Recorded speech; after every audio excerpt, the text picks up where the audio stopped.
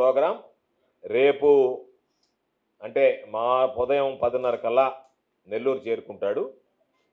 నెల్లూరు చేరుకొని 12 గంటలకి ఆయన ఇక్కడ నుంచి బయలుదేరి మరలా తాడేపల్లికి వెళ్తాడు.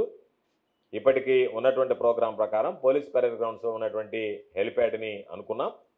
Z+ కేటగిరీలో ఉన్నారు కాబట్టి వాళ్ళు పోలీస్ యంత్రాంగమే దానికి ఏమన్నా ప్రత్యామ్నాయం చూద్దామనేటువంటి ఆలోచన చేస్తుంది. ట్రాఫిక్ ఇబ్బంది లేకుండా, వచ్చినటువంటి వాళ్ళకి ఇబ్బంది లేకుండా.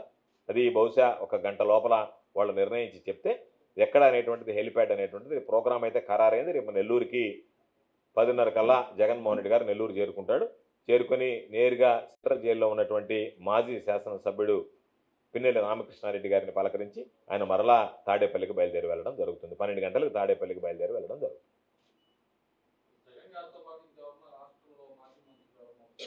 ఎవరైనా వస్తు జగన్మోహన్ రెడ్డి గారితో పాటు నలుగురు రావచ్చు కాబట్టి నలుగురు ఎవరైనా రావచ్చు.